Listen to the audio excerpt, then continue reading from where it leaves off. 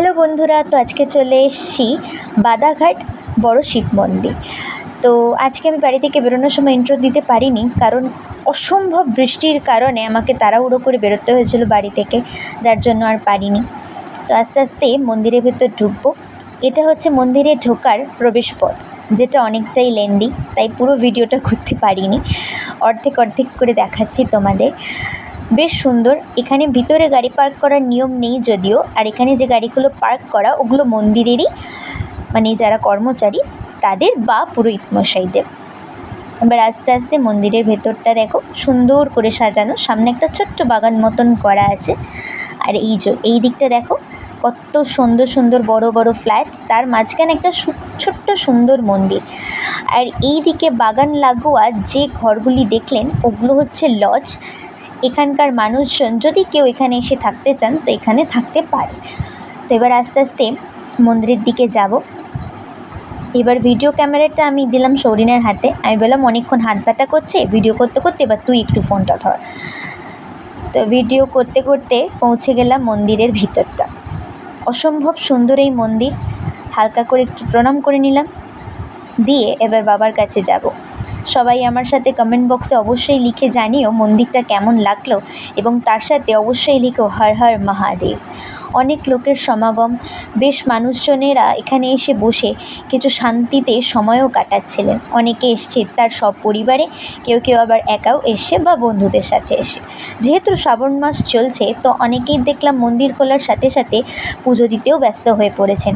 আমিও প্রণামী বক্সে আমার নিজের মনের ইচ্ছা জানিয়ে একটু টাকা দিয়ে তারপর চলে গেলাম বাকি মন্দিরটা ঘুরে দেখব। তার আগেই দূর থেকে দেখতে পাচ্ছ গঙ্গা দেখা যাচ্ছে, আমাদের মা গঙ্গা। আর এই বাধাঘাট মন্দিরটার মূল আকর্ষণ হচ্ছে এই বড় শিব ঠাকুরের মূর্তিটা। এখান থেকে বাবার চূড়া দেখতেই পাচ্ছ কত সুন্দর। আর যে কোনো ঘাট থেকে গঙ্গার পাড়ে দাঁড়িয়ে দেখতেই পাবে বাবার চূড়া এবং ত্রিশূলের ফলা। এবার আস্তে আস্তে পুরো মন্দিরটা দেখে নাও। আর এই যে সুন্দর আমাদের মা গঙ্গা, তার পাশেই গড়ে উঠেছে এই সুন্দর শিব মন্দিরটি। দেখতে দেখতে আমি একটু প্রণামও করে নিলাম। তো আজকে চলে এসেছি শালকিয়ার সেই শিব মন্দিরটা, যেটা বাদাঘাট শিব মন্দির, যেটা দেখার ইচ্ছা আমার অনেক দিন থেকে ছিল।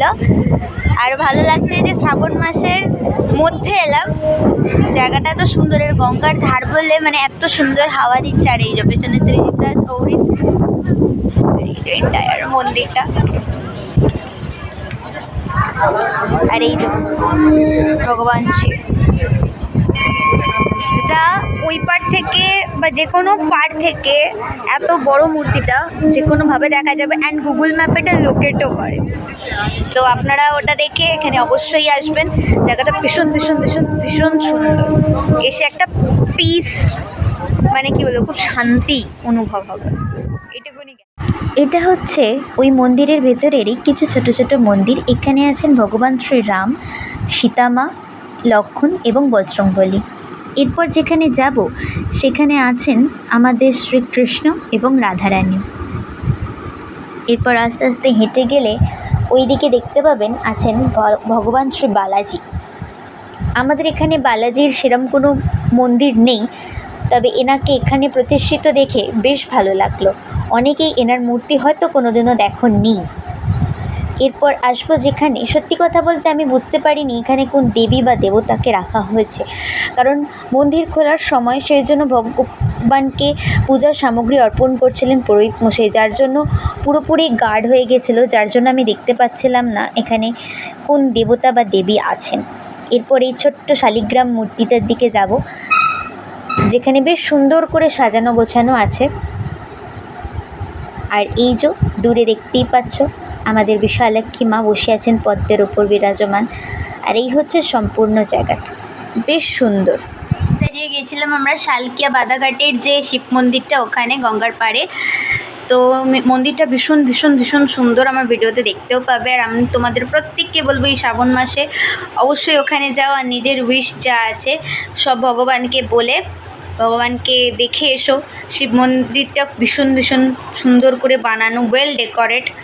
আর অ্যাকচুয়াল যেটা মানে মন্দিরটাকে লক্ষ্য বানিয়েছে সেটা হচ্ছে ওই বড়ো শিবের মূর্তিটা, যেটা যে কোনো ঘাট থেকে দেখলে একদম ডিরেক্ট দেখা যাবে বাবার মাথার চূড়াটাও দেখা যাচ্ছে এবং ওনার ত্রিশূলের ফলাটাও দেখা যায়।